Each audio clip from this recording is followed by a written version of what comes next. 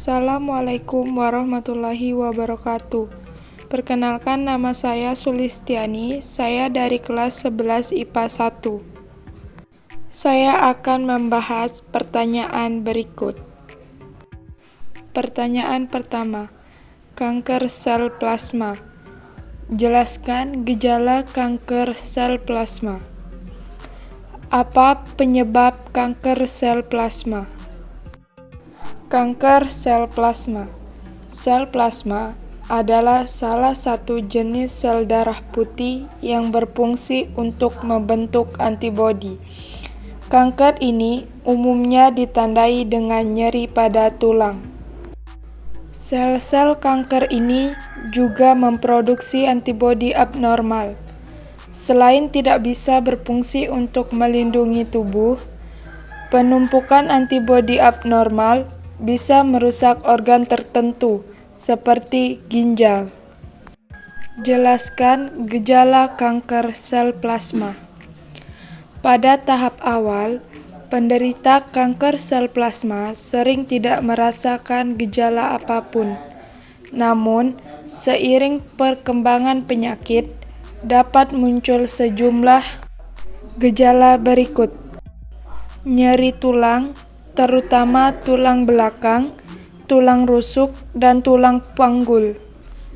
Lebih mudah mengalami patah tulang, lebih mudah mengalami penyakit infeksi.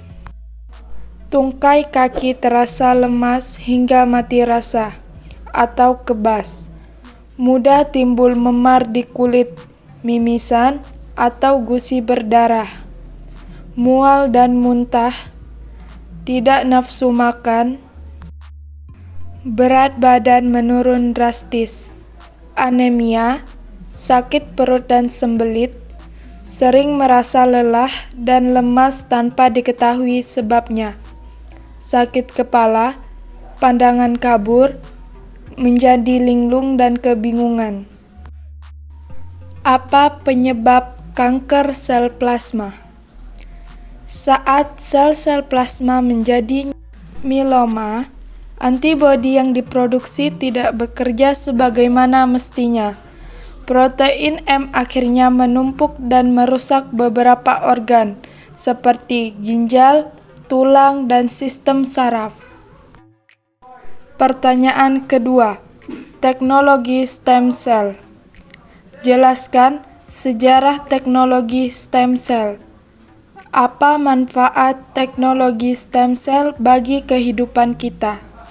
Metode teknologi stem cell.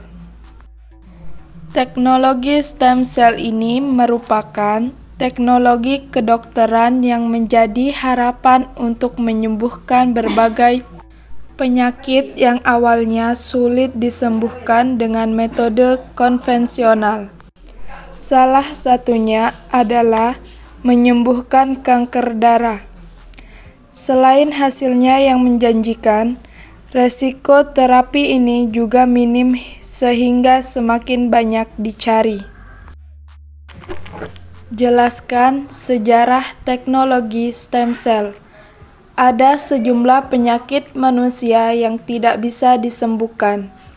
Salah satunya penyakit yang menyerang otak manusia, seperti Parkinson dan Alzheimer. Hingga saat ini, penderitanya meminum obat hanya untuk memperlambat kerusakan pada otak. Para peneliti di berbagai negara pun mencoba mengembangkan pengobatan stem cell atau sel punca untuk penyakit otak ini. Pembahasan stem cell untuk otak termasuk di Indonesia terus dilakukan.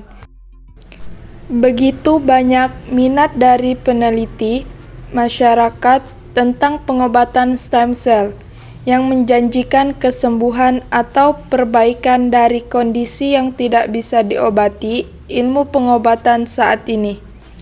Stem cell ini memang ditunjukkan untuk penyakit yang saat ini belum ada pengobatannya.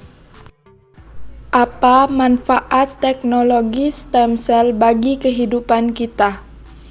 Stem cell berfungsi untuk mengembalikan keremajaan sel. Regenerasi sel ini berfungsi untuk mengembalikan stamina dan peremajaan tubuh sehingga tampak awet muda, serta bisa untuk menyembuhkan penyakit. Metode teknologi stem cell. Metode konvensional salah satunya adalah menyembuhkan kanker darah. Selain hasilnya yang menjanjikan, resiko terapi ini juga minim sehingga semakin banyak dicari. Pertanyaan ketiga, benarkah sistem imun tubuh kita dapat menyerang sel-sel sehat pada tubuh? Jelaskan 6 penyakit yang sistem imun tubuh menyerang sel-sel sehat pada tubuh. Benarkah sistem imun tubuh kita dapat menyerang sel-sel sehat pada tubuh? Sistem imun biasanya baru kita perhatikan saat tubuh diserang flu. Tetapi, tahukah Anda bahwa imunitas merupakan sistem yang kompleks dari sel, jaringan, dan organ untuk melindungi tubuh. Sistem imun pula yang bertugas untuk memberitahu tubuh mana yang merupakan teman dan mana yang musuh untuk dihancurkan. Sel-sel kanker pun ketika masih awal sebenarnya bisa dihancurkan oleh sel imun yang kuat. Jelaskan 6 penyakit yang sistem imun tubuh menyerang sel-sel sehat pada tubuh. 1. Rematik. Rematik atau radang sendi merupakan penyakit autoimun yang menyerang sendi. Sistem kekebalan tubuh menghasilkan antibodi yang menempel pada lapisan sendi, sehingga sel imun menyerang sendi dan menyebabkan radang, membengkakan, dan nyeri. 2. Lupus.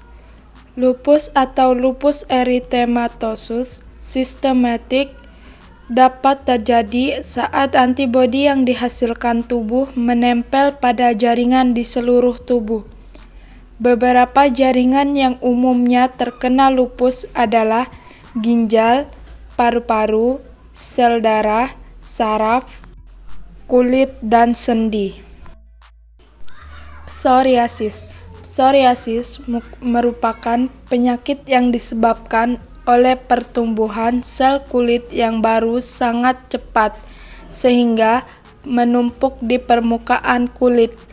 Penyakit ini menyebabkan kulit menjadi kemerahan, lebih tebal, bersisik, dan terlihat seperti bercak putih perak. 4. Radang usus. Sistem kekebalan tubuh yang menyerang lapisan usus disebut dengan penyakit radang usus, karena dapat menyebabkan radang kronis pada saluran pencernaan. 5. Diabetes mellitus tipe 1. Penyakit ini disebabkan oleh antibodi sistem imun yang menyerang dan menghancurkan sel penghasil insulin, atau hormon yang dibutuhkan dalam mengontrol kadar gula darah di pankreas. Akibatnya, tubuh tidak bisa menghasilkan insulin, sehingga kadar gula darah Anda menjadi tinggi. Yang terakhir adalah sklerosis ganda.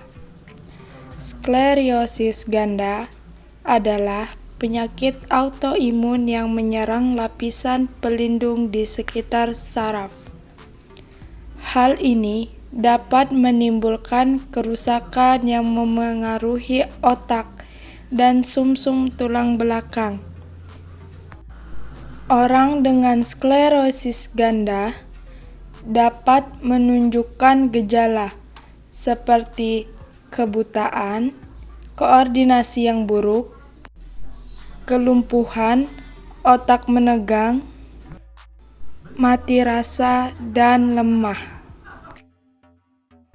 Sekian pembahasan dari saya dan semoga videonya bermanfaat. Wassalamualaikum warahmatullahi wabarakatuh.